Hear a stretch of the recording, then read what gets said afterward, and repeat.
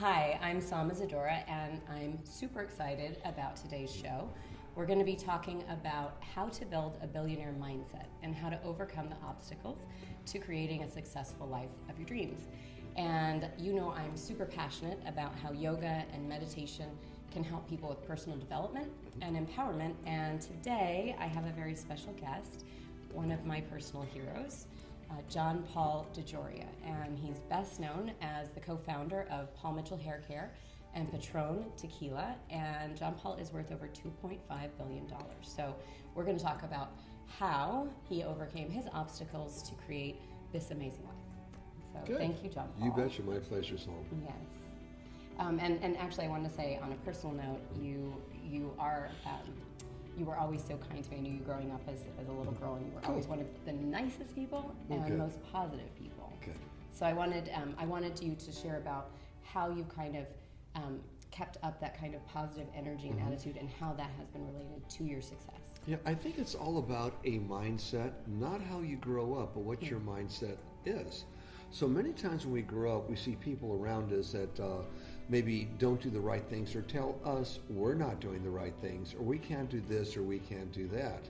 Well, maybe I was just too naive for a kid. None of it paid attention. It went in one ear and out the other. I think the best example to give, and hopefully it's good for your audience out there, in fact I know it would be, is when I was in high school in the 11th grade, my business teacher, Mr. Wax, was a teacher, and Michelle Gillian was a friend of mine, and we would pass little notes back and forth. She sat behind me, like, for example, I'll see you at Winchell's after school. Darlene and Ronnie are going study, okay? See you at Winchell's, right? And I would fold it up and I'd pass it to her like that so no one would see. And then we were busted by Mr. Wax.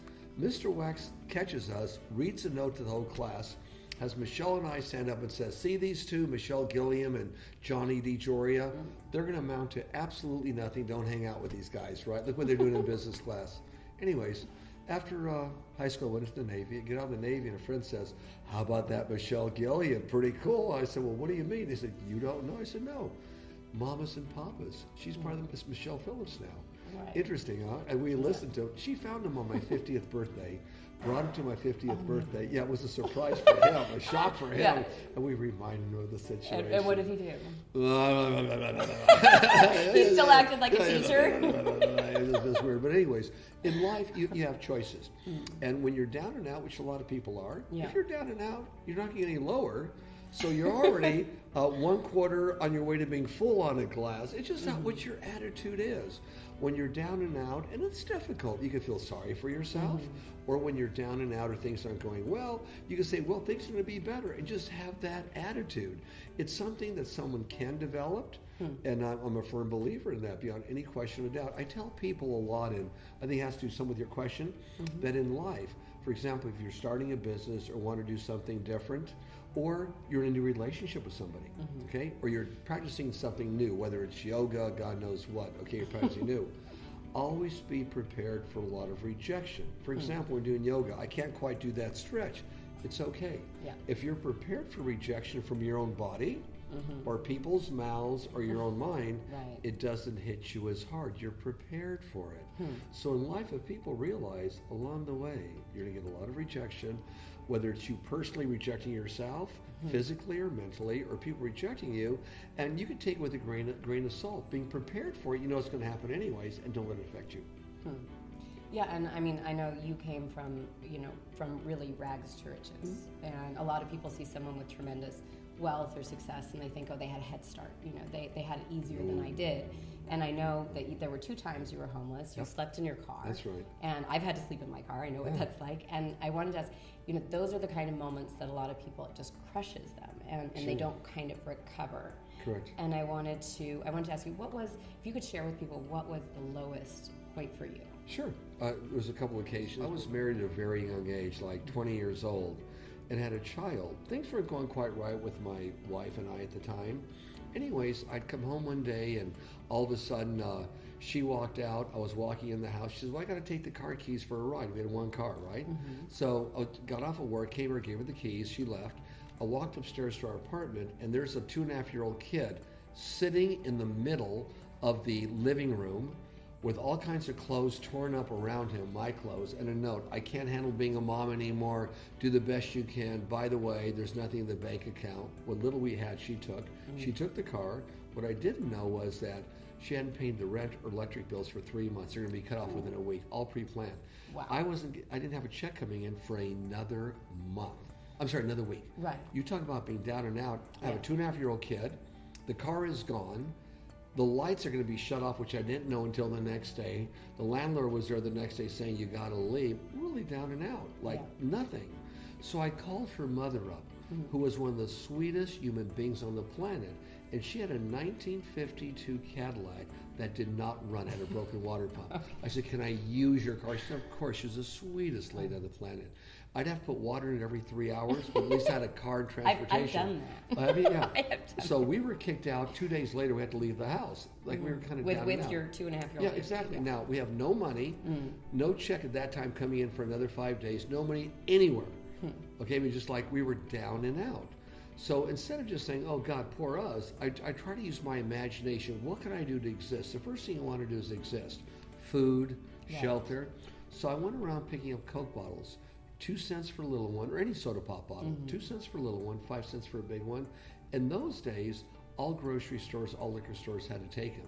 They would give me money. That's how we exist.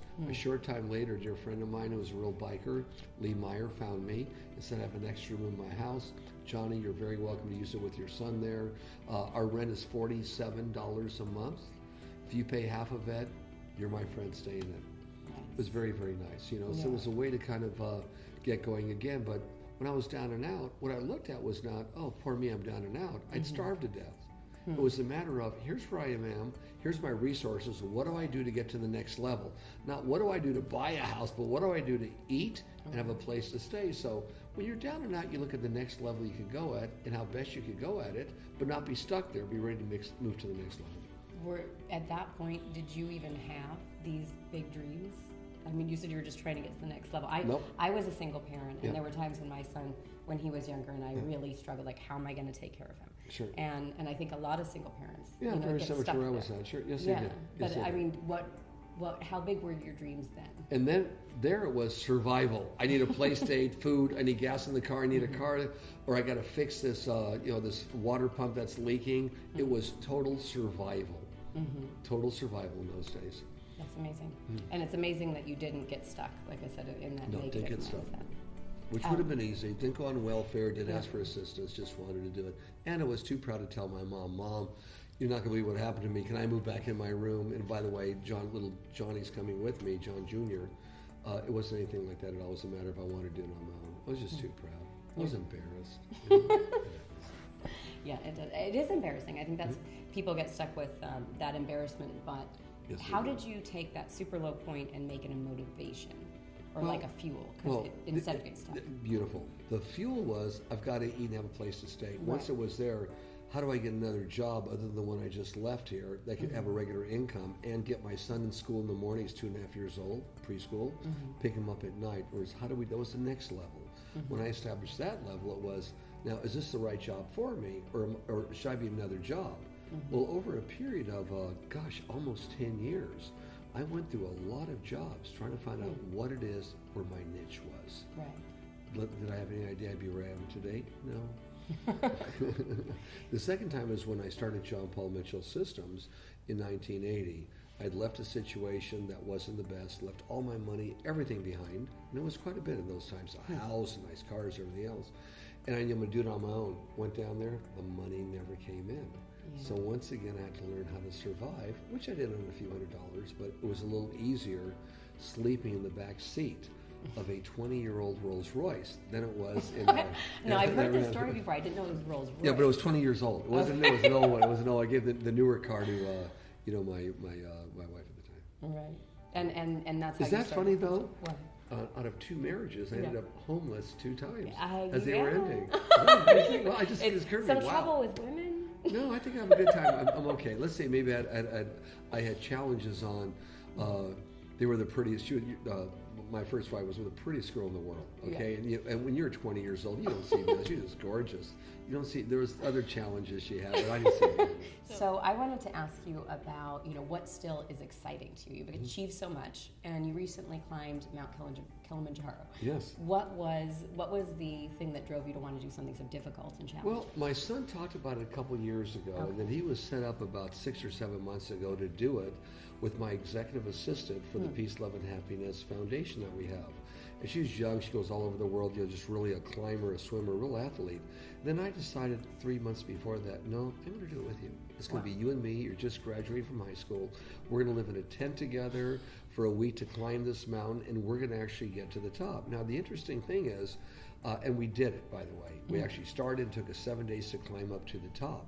And of course, we had porters carrying you got to carry everything up there. Your tents, your food, your water, everything must go up, your sewage, it must come down again. And the great thing about it was we were so positive every day, got a little harder and harder every day as we climbed, that we didn't know until we already made it to the top and found a lot of people trying to make it, but kind of by the side with their guides, couldn't figure that out. We got back down to the base camp. We were at 19,400 feet, got back down to 16,000 feet where the base camp was. And then our guide told us, do you know the reason I was asking you each day, are you guys sure you want to go to the top? I said, nope, I guess you want to make sure we felt good. He said, I just didn't want to tell you were too positive.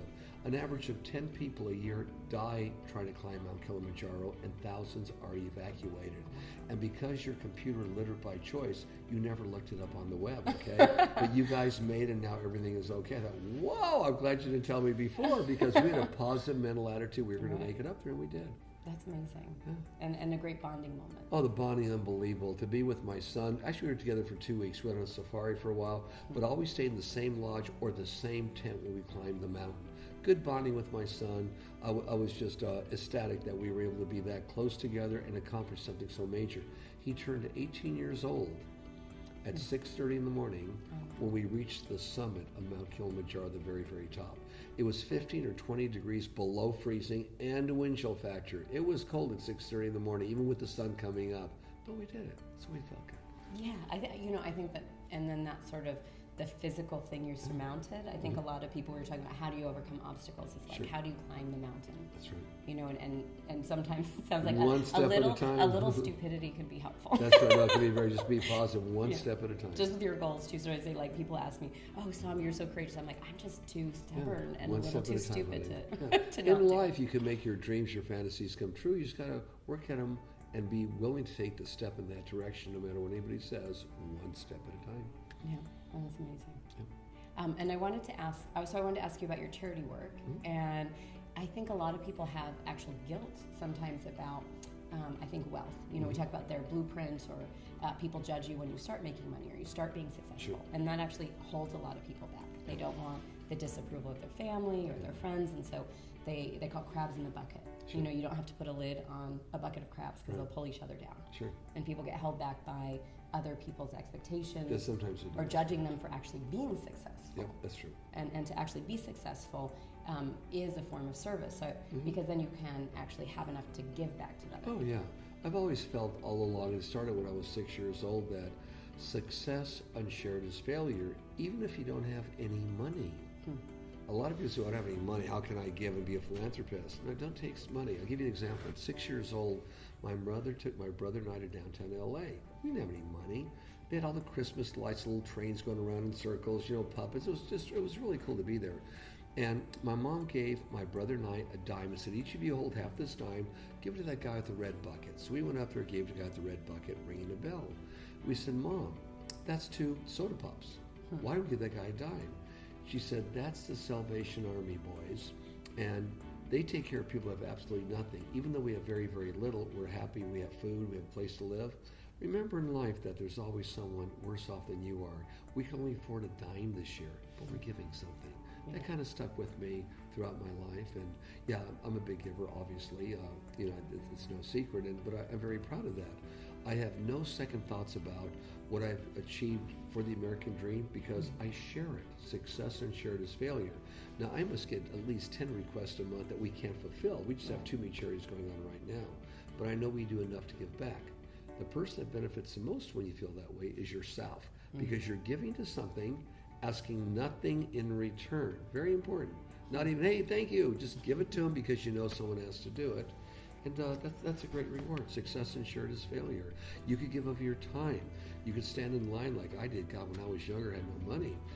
Thanksgiving and Christmas with the mission, feeding people, being in line, helping feed people that have nothing. People donated food and we help feed them. Yeah, it is satisfying. There were a few Thanksgivings I took my son, and we'd like feed people at Thanksgiving. Yeah, and it gave us a sense of purpose, I think. Sure. So when I started doing yoga, I had a rock bottom myself, and I'd been on medication for depression and anxiety, and I hit a rock bottom, and I was in the emergency room, and I just knew that if I didn't change being sort of a victim and stuck in this role, that I was going to end up like dead. Yeah. And some voice in my head said, "Go do yoga." And I remember saying, but I was like, why would I do yoga? I'm on real medication. I have real problems. How's yoga going to help? And the voice was like, go do yoga.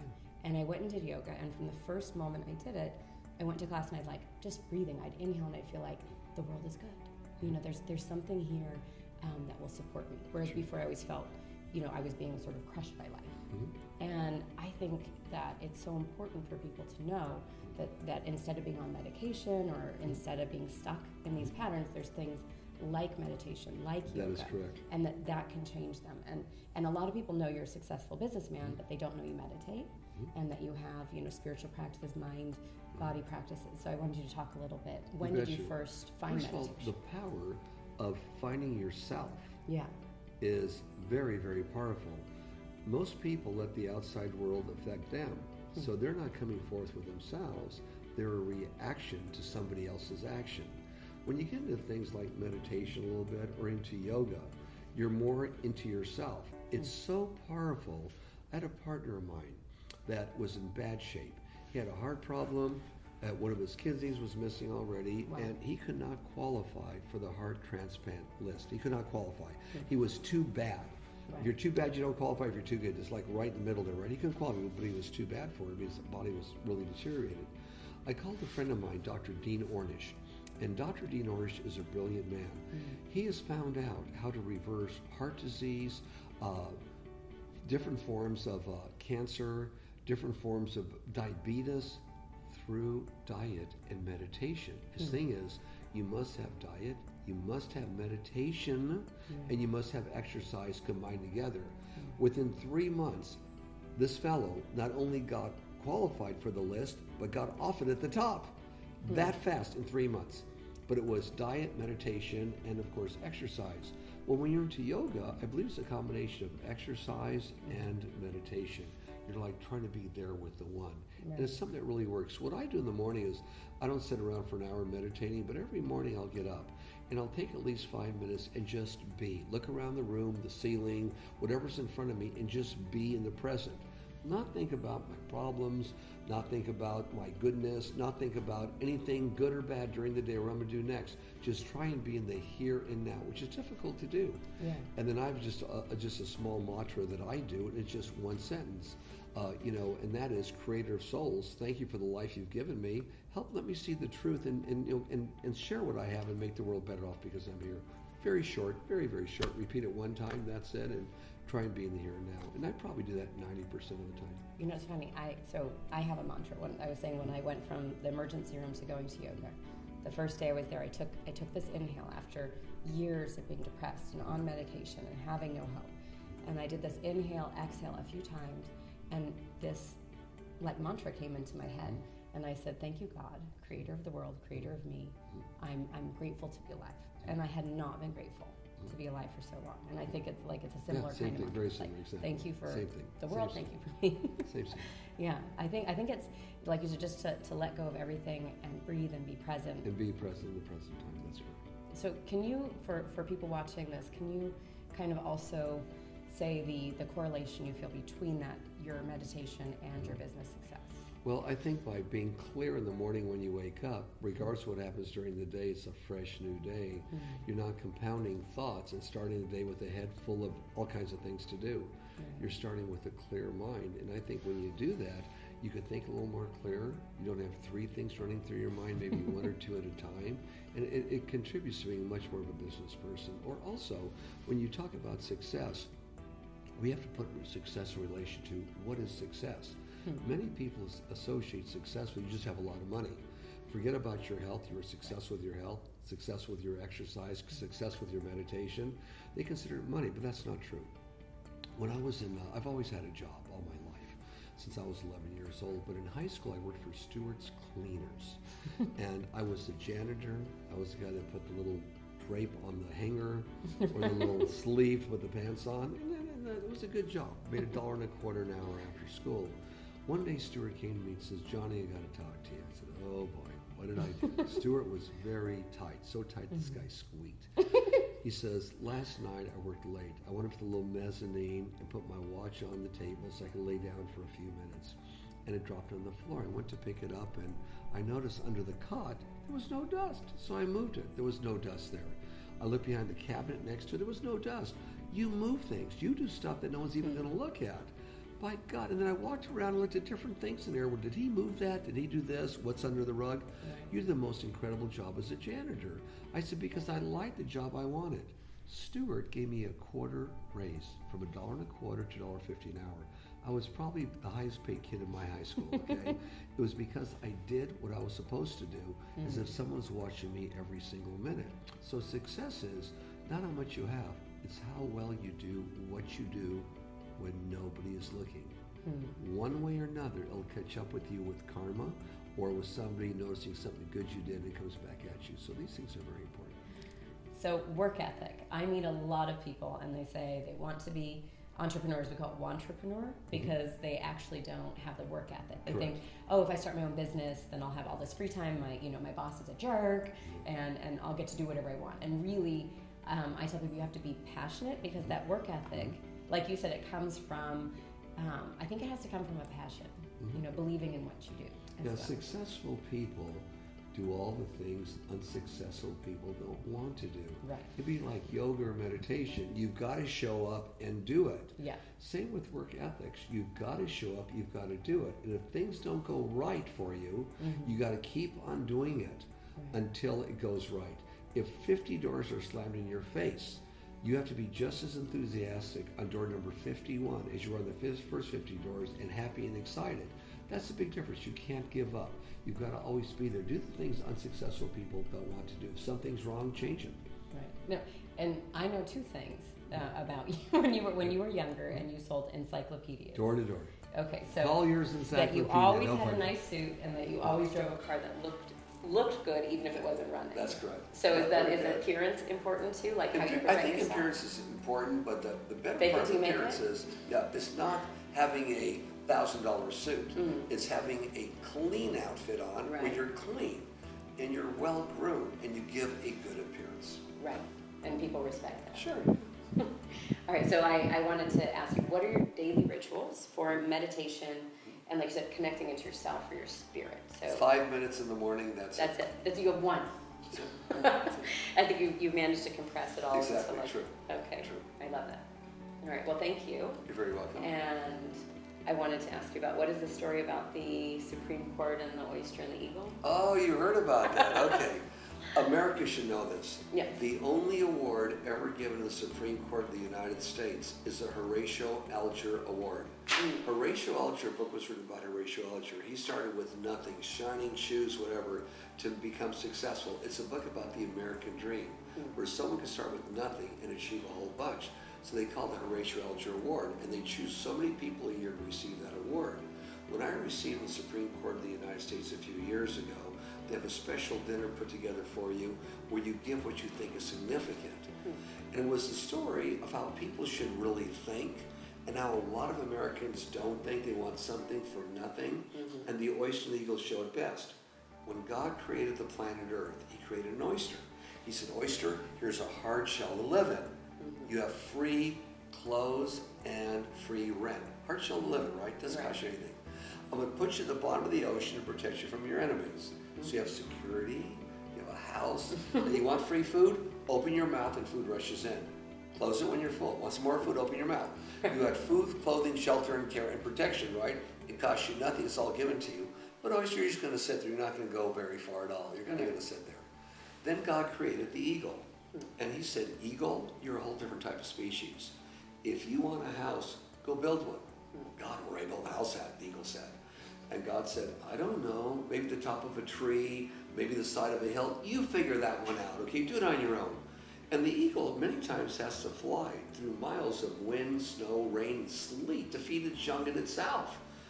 And a lot of people don't know the eagle fails 95% of the time. It's so powerful and big that when it comes upon its prey, many of them shoot away because they're so fast. They're wild animals. Right. Succeeds 5% of the time getting its prey, but yet maintains strength, strongest bird in the sky. Don't mess with it. It's one badass, right? The eagle flies into hurricanes to ride the thermals. It's so powerful and get out again. But the eagle can go any place it wants. Now the eagle, not the oyster, is the emblem of America. Today many people think, well, what can you give me free? How do I survive? It's like tiptoeing slowly through life to get safely to death. Well, I don't want to do that. I won't get a house. I won't get food. You'll give me free food. I don't have to do anything good. That's what I want. There's the big difference. Those that really have a life are those that take a chance. Those that have a life are those that say, no matter what, I'm going to do, whether I fail or not, I'm going to do it. I don't want someone else to take care of me. I'm going to take care of myself. But those people go anywhere they want to go, can do anything they want to do. All they do is go for it and expose it and talk about it or actually do something to do it. That's therefore the eagle once again, not the oyster. It's not just the emblem of America, but an emblem of really successful people. They do what others don't want to do and succeed. I love that. And I think it's also the eagle creates its own path. Of course, anywhere it wants to go. Yeah, and I think you're a great example of creating your path and So changing the game. Thank you. America still works. Yes. All right, well, thank you, John. You're very welcome.